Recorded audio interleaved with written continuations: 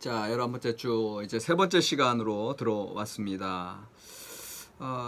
그래서 그 이제 이 에필로그 부분을 이제 제가 이제 로만 레터 3 해가지고 12장 5절에서 13절을 이제 사명으로 제가 이제 이름을 제목을 붙였잖아요. 이제 보세요. 이 5절에서 7절에가 이제 어떤 새로운 환상이 추가됐냐 하면은 이게 두 천사와 대화하는 거를 이제 그 강가에서 이제 그 강을 사이에 두고 이제 두 천사가 이제 양쪽에 서면서 서로 대화하잖아요. 그래서 5절에 나 다니엘이 본즉 다른 두 사람이 있어 하나는 강 이쪽 언덕에 있고 하나는 각 저쪽 언덕에 섰더니 그 중에 하나가 세마포 옷을 입은 자 곧 강물 위쪽에 있는 자에 이르되 이 놀라운 일의 끝이 어디 있느냐 하더라. 내가 들은즉 그 세마포 옷을 입고 강물 위쪽에 있는 자가 자기의 좌우손을 들어 하늘을 향하여 영원히 살아계신 이를 가리켜 맹세하여 이르시. 이거는 분명한 사실이라는 거고 하나님께서 보증한다는 얘기거든요. 반드시 한때, 두때, 반때를 지나서 성도의 권세가 다 깨지기까지이니 그렇게 되면 이 모든 일이 다 끝나리라 하더라. 그러니까 지금 지연된 종말론에 대해서 도대체 이게 언제 이루어지느냐 했을 때 여러분들 여기서 그러니까는 이제 기본적으로 저는 이 장면에서 지금 다니엘이 천상회의도 듣게 되는 거거든요. 사실은 이게 천상회라고 하는 이제 하나님과 하나님의 천사들이 이제 대화하는 건데 여기서는 이제 물론 그 천상회 하나님이 주재하시는 천상회는 아니더라도 어쨌든 이 뭔가 이런 신적인 존재 이야기를 듣다가 그러다가 이제 8절 이하에서 다니엘이 그 대화에 이제 끼어들게 되는 거잖아요. 그러면서 내가 듣고도 깨닫지 못한지라 내가 이르되 내 주여 이 모든 일의 결국이 어떠하겠나이까 하니 9절 이하에서 다니엘아 갈지어다 하면서 또 대답하시죠. 그러니까 이게 이제 제가 보는 천사와의 대화 2라는 거예요. 천사와의 대화 2 사명부요. 그러니까는 아까 말씀드린 이제 천사와의 대화 1이 있었잖아요.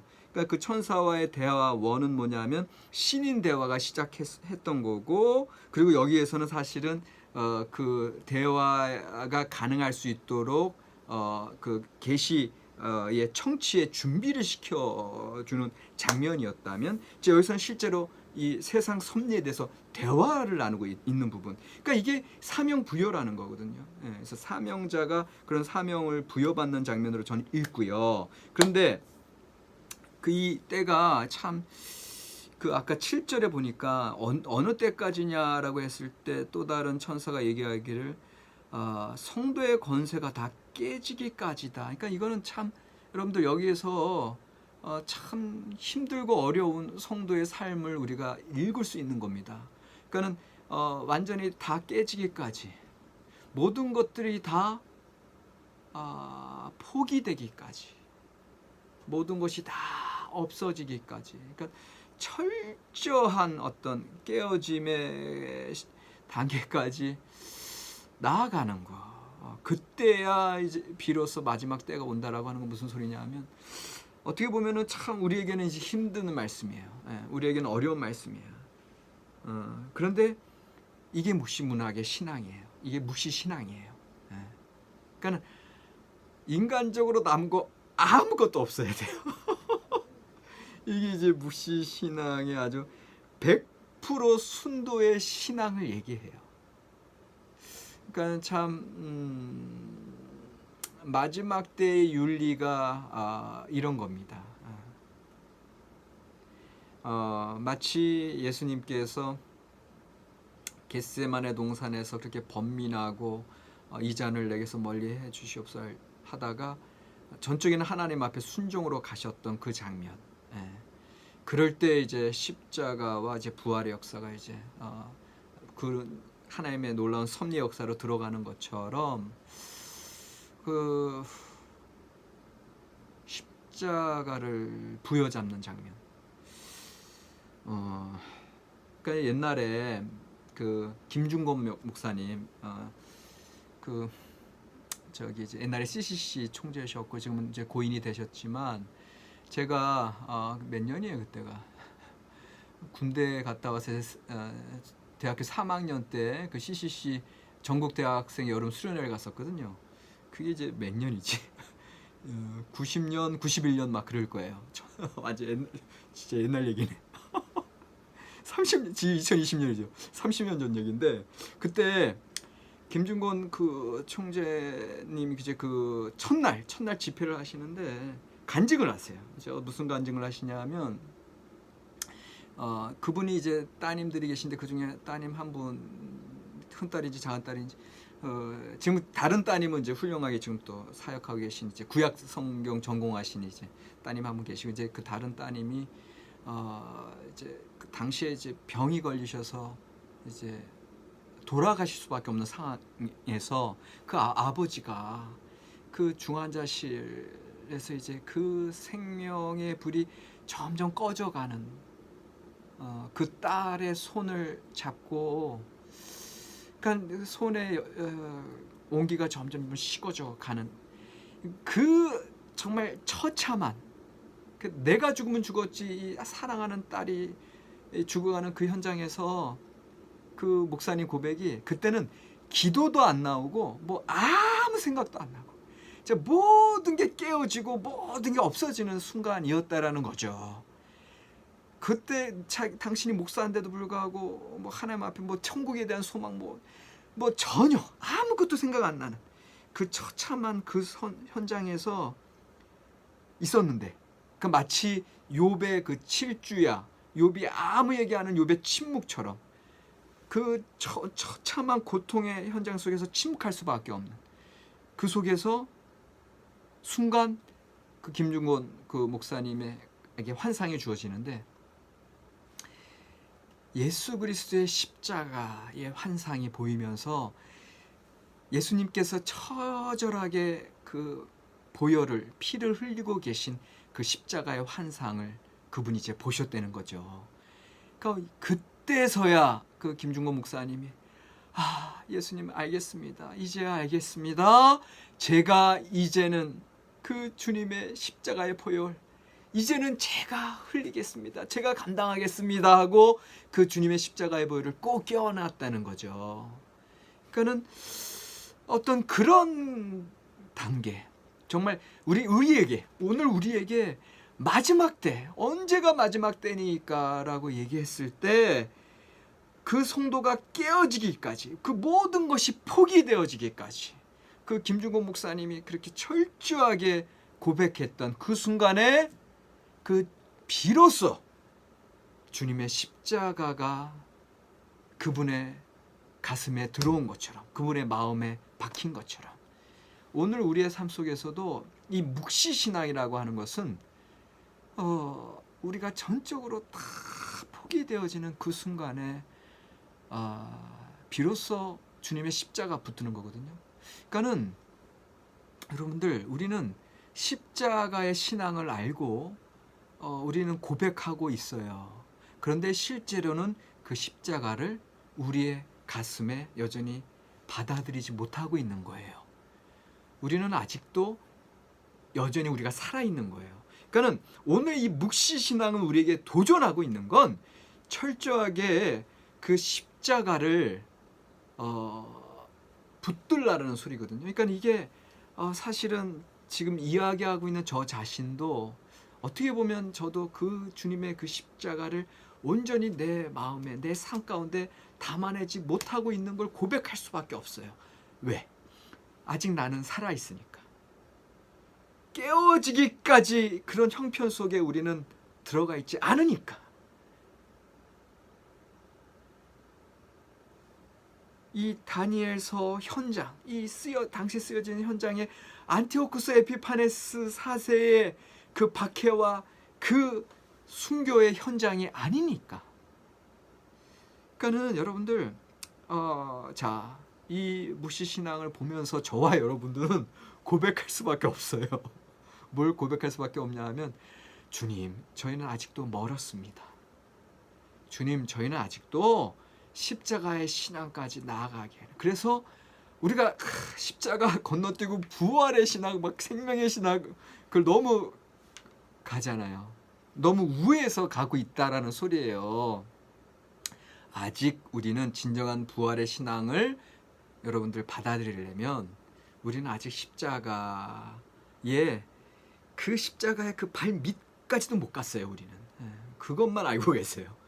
그러나 우리가 이 다니엘과 묵시문학을 통해서 묵시신앙을 공부하는 이유는 우리가 아직 멀었습니다. 그러나 우리가 그 신앙까지 나아가기 원합니다. 그리고 우리에게 힘들고 어려운 도전이, 문제가, 고통이 닥칠 때 주님 감사합니다. 그 십자가 신앙으로 저를 초대하고 계시는군요. 그렇게 믿음으로 여러분들 나아가시기를 바랍니다. 그래서 지금 이제 천사와의 대화에서 이제 8절에서 9절, 12장 8절에서 9절 다니엘의 사명 2인칭으로 이제 주어지고 있고요. 그게 이제 13절 다니엘의 사명 2인칭이고요. 이게 이제 왜 2인칭이냐면 너 다니엘에 대해서 얘기하잖아요. 그래서 13절에서도 또 너는 가서 마지막 때를 기다리라. 그런데 그 사이에 10절에서 12절은 2인칭이 아니죠. 갑자기 3인칭으로 가죠. 많은 사람이 연단을 받아 스스로 정결하게 하며 희게 할 것이나 악한 사람은 악을 행하리니 악한 자는 아무것도 깨닫지 못하되 오직 지혜 있는 자는 깨달으리라. 제3자에 대해서 계속 설명하죠. 11절에 매일 제사를 폐하며 멸망하게 할 가증한 것이 세울 때부터 1290일이 지낼 것이요. 또 12절 기다려서 1335일까지 이르는 그 사람은 복이 있으리라. 그 사람 제3자를 가리키죠. 그러니까는 10, 11, 12절이 마지막 때 윤리로 B로 주어진다면 8, 9절 다니엘의 사명 A, 그 다음 13절 다니엘의 사명 A 프라임 이렇게 주어졌을 때 오늘 우리에게 주시는 말씀은 지금 이 본문 12장 5절에 13절 우리가 사명자의 A와 A 프라임에서 우리에게 주시는 말씀은 그 마지막 때의 윤리라고 하는 거 B. 그래서 악한 사람과 지혜 있는 자, 그 다음에 멸망하게 할 가진 것을 세울 때부터 이게 이제 9장 27절에도 나왔고 또 11장 31절 33절에도 나왔고 이게 실제로 역사적인 사실은 주전 167년에 12월 올림포스 제우스 신의 제의가 이제 행해지면서 예루살렘 성전에 그 제우스 신 그 제단이 섰고 그 위에 돼지고기를 바친 그 장면을 이제 얘기하는 겁니다. 근데 이제 그것이 가증한 것을 세울 때부터 11절 후반절에 1290일을 지내라 이렇게 얘기한 거. 지내라고 하는 거. 이게 이제 제가 A, B, A 프라임 또 이렇게 소문자 A, B, A 프라임에서 최악의 상황 버티기 이렇게 해놨잖아요. 그러니까 이게 이제 마지막 때의 윤리는 다가 없다라는 거예요. 최악의 상황. 예? 정말 성도가 깨지기까지. 예. 가장 어려운 형편의 그런 최악의 상황을 버티는 게 마지막 때 윤리다. 근데 어떻게 버티겠어? 어떻게 버티겠어? 하나님의 말씀이 들어오니까, 그 시간표가 들어오니까, 지난번에 말씀드린 것처럼 7, 8장, 9장에서 우리가 얘기했을 때 이제 그 종말의 때의 그 박해의 시점에 살아가는 자들은 이제 단순한 승리주의, 일희일비하는 하나님의 시간표가 내게 들어왔어. 이제는 우리가 승리할 거야. 그러니까 지금 우리는 이제 너희들은 이제 악인들은 끝났어. 이제 그런 가벼운 게 아니라 그랬죠. 그 하나님의 말씀이 들어왔을 때 오히려 그 하나님의 역사 섭리 속에서 하나님의 관점으로 오늘의 세상을 살아가게 되는 거고요.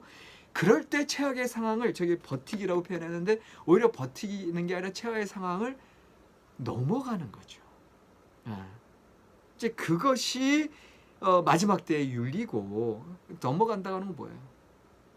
제가 지금 이런 상황에서 말씀드리기 두렵지만 순교의 자리에까지 하나님 바라보고 나아가는 그러한 정말 종말론적인 신앙인 거죠. 궁극적인 아주 그 핵심, 그 남은 자들의 그 핵심적인 순전한 신앙, 죽음보다도 강한 신앙, 이게 묵시신앙이에요. 예. 그 묵시신앙의 삶으로 이제 들어간다라는 거고, 그 다음에 12절에 이후 1335일까지 일어나는 복이 있다 해서 10절과 11절 이제 대꾸를 이루면서 지혜 있는 자, 복이 있는 자, 그리고 이들이 남은 자다라는 거죠. 남은 자들. 12절에 기다려서 이건 그 순전한 순교자적인 신앙을 가지고 남아 있는 자, 그들이 진정한 사명자의 삶으로 가게 된다. 그래서 계시주의 수혜자의 사명은 기다리는 일이요. 제가 이제 요 기다림이다, 버티기다. 이건 되게 현실적으로 써놓은 겁니다. 그러나 사실은 더 나아가서 이제는 어떤 순교자의 신앙으로 어떤 또 엄숙한 고향으로 우리의 삶이 이제 그렇게 순전함으로 나아가는 건데, 이거 이제 사실은 제가 이제 그 오늘 우리가 살아가고 있는 현실에 좀 더 집중해서 우리 현실 마지막 때를 사는 지혜는 믿음 안에서 버티는 거고, 하나님의 시간표를 가진 자로서 기다리는 거다. 이제 이거를 제가 이제 말씀드리려고 이제 이런 식으로 써놨고요. 실제로는 뭔가 우리가 지금 상상할 수 없는 엄숙한 고향이고 하나님의 말씀 그 시간표 언약이 들어와 있는 삶이고 이제 이걸 얘기하고 싶은 거고요. 그래서 제가 이제 적용입니다. 적용으로 넘어와서 마지막 때의 윤리는 마지막 때의 윤리는 뭐냐라고 했을 때 버티고 기다리기다 이거죠. 버티고 기다려라. 이제 이거를 말씀을 드리고 싶은데, 사실 여러분들 마지막 때라고 하는 건 지금이 여전히 마지막 때에 살아가고 있는 종말론적인 신앙을 얘기하고요. 그러나 어떻게 보면 우리의 어떤 고통의 밑바닥, 너무 힘들고 어려운 삶도 여전히 마지막 때의 비유로 이제 어떤 상징적으로 표현될 수 있는 거고요. 그러니까 우리가 힘들고 어려울 때 여러분들 버티고 기다려라 그 소리입니다. 어떻게 버티느냐 했을 때 여러분들 신약성경 지난번에는 이제 요한 공동체의 그런 윤리를 쭉 봤는데, 여전히 그 임박한 종말론이 이제 신약성경 시대에 요한 공동체나 그 당시에 초대교회 공동체의 그 중심적인 이슈였기 때문에 그들이 이야기하는 건 다 마지막 때의 윤리거든요. 근데 오늘 저는 유다서를 좀 묵상하고 싶어요. 신약성경 유다서 딱 한 장밖에 없잖아요. 유다서 1장 20절에서 21절에 보니까, 사랑하는 자들아 너희는 너희의 지극히 거룩한 믿음 위에 자신을 세우며 성령으로 기도하며 하나님의 사랑 안에서 자신을 지키며 영생에 이르도록 우리 주 예수 그리스도의 긍휼을 기다리라. 아멘. 제가 얘기하고 싶은 거 무슨 얘기인지 아시겠죠? 첫 번째, 믿음 위에 자신을 세워라. 믿음 위에. 여러분들 우리는 믿음밖에 없습니다. 두 번째, 성령으로 기도하며. 지난주에 우리 나눴어요. 적용할 때 마지막 때의 윤리, 묵시 지혜의 중심에 성령의 삶을 살아가는 것, 성령의 인도함 받는 삶. 여기 똑같아요. 성령으로 기도하며. 세 번째, 하나님의 사랑 안에서. 네 번째, 영생에 이르도록 예수 그리스도의 긍휼을 기다리라. 지난주에 얘기했어요. 그 9장의 다니엘의 기도.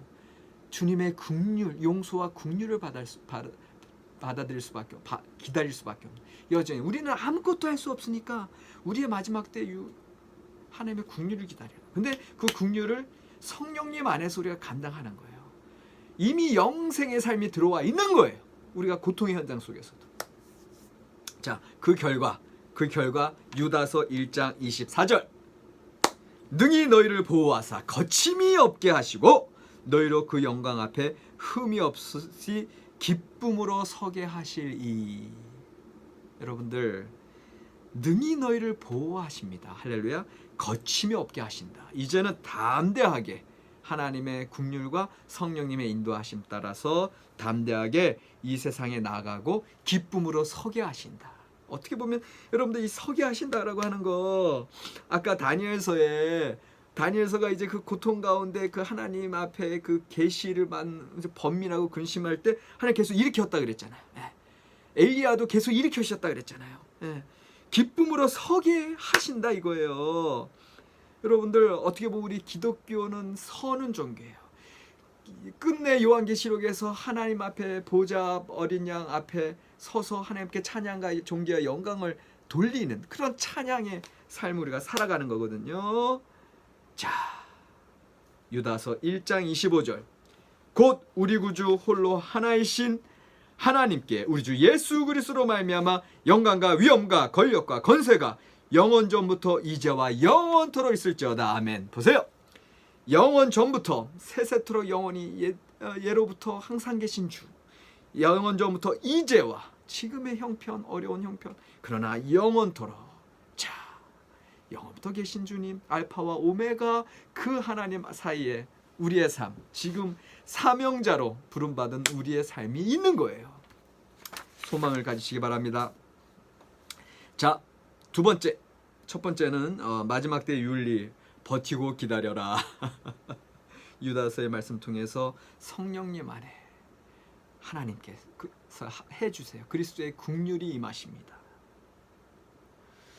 두 번째, 비밀의 담지자, 계시받을 만한 그릇, 은총을 받은 자, 전적인 의뢰, 그리고 격려받으면서 고통을 간통합니다.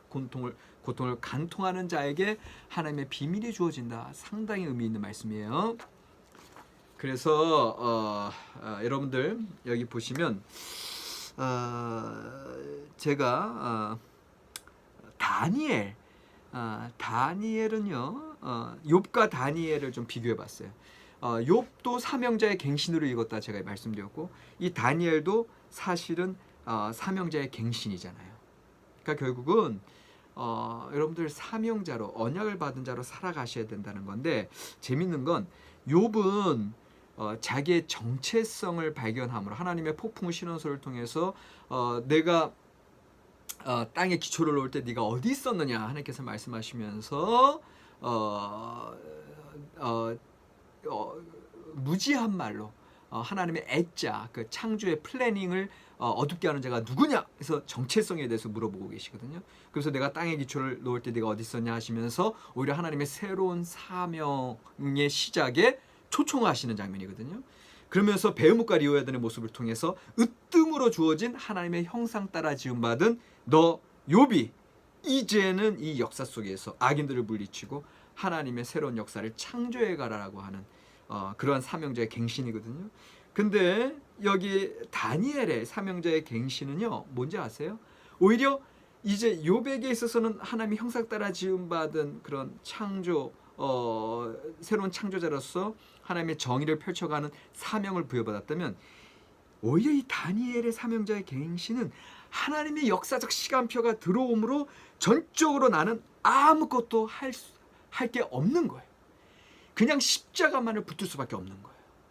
그러니까 여기서는 더 순전한 순교자적 신앙으로 나아가는 사명자의 갱신으로 여러분들 읽으셔야 되는데, 근데 여기서 한 발 더 나아가세요.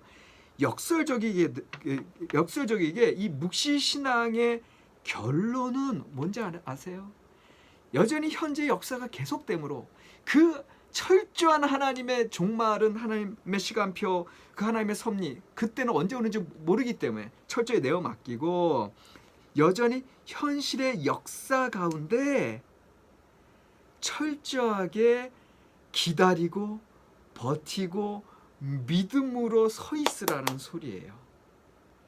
그러면서 한때, 두때, 반때를 살아나가라고 하는 말씀이에요. 이게 무슨 얘기냐 하면 현실의 삶에 충실하라는 거. 역설적이게도 이게 왜 그렇게 되는 거냐면은, 이제 보세요. 하나님께서 이제 천사들을 통해서 다니엘에게 뭐라고 얘기하시냐면, 이제 가라, 그리고 봉함하라, 이렇게 얘기하죠. 이게 이제 여기 9절이에요. 9절. 12장 9절에 그가 이르되 다니엘아 갈지어다. 이 말은 마지막 때까지 간수하고 봉함할 것입니다. 이 두 가지 의미가 여기 있어요, 여러분들. 그가 이르되 다니엘아 갈지어다. 이건 뭐냐면 이제 할라카, 이제 삶의 지금 지혜자로서 하나님의 주어진 그 말씀, 그 율법에 충실한 삶을 살아가라, 현실에서. 이게 이제 하나님께서 말씀하시는 거고요. 그런데 또 9절 후반절은 뭐예요? 마지막 때까지 간수하고 봉함하라. 그 마지막 때의 건 아무도 알 수 없다. 너는 그냥 하나님의 시간표 받은 대로 철저하게 하나님을 기대하고 기다려라 이겁니다. 결국은 이 말씀이 오늘 우리에게는 아까 제가 얘기한 그 예수님의 십자가를 붙드는 삶을 살아가라라고 하는 거예요. 철저하게 자기를 부인하는 삶을 살아가라라고 하는 거예요. 결국은 예수님께서 제자들에게 얘기한 것처럼 너희가 나를 따르려거든 자기를 부인하고 자기 십자가를 지고 나를 쫓을 것입니다 하신 예수님의 말씀을 오늘 우리에게 이야기하고 계십니다. 그래서 오늘은 여기까지 끝! 지금 다니엘 12장까지 일단 말씀을 잘 봤는데 여전히 말씀 끝난 이 순간에 우리가 느끼는 건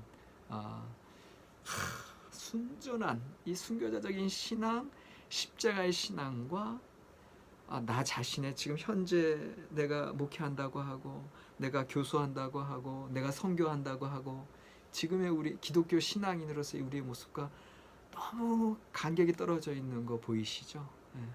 이것만 발견하더라도 감사한 거예요.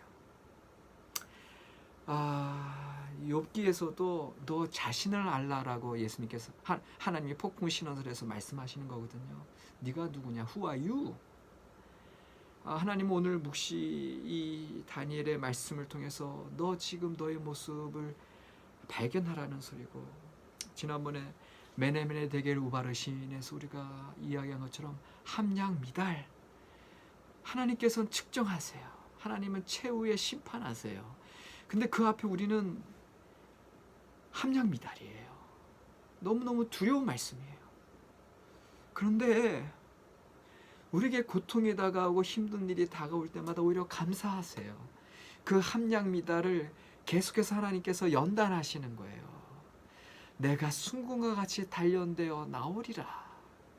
욥이 고백한 것처럼 결국은 그 고백의 끝에 순전한 하나님의 신앙으로 새로운 사명자로 하나님과 대화하는 자로 섰던 것처럼 오늘 이 다니엘서의 말씀도 우리는 함량 미달인 걸 깨달으셔야 되고요.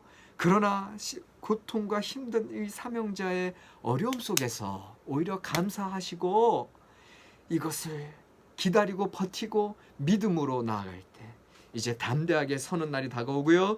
하나님의 십자가를 이제는 내가 껴안고요. 이제는 제가 주님의 남은 고난에 제가 참여하겠습니다. 그 순교자의 순전한 신앙으로 나아가게 되는 줄 믿으시기 바랍니다. 자, 오늘도 부흥에 마쳤습니다. 자, 여러분들 그 숙제는 여러분들 하나님의 시간표를 받아든 사명자가 과연 무엇이냐? 아무나 하나님의 시간표를 누릴 수 없다 그랬어요.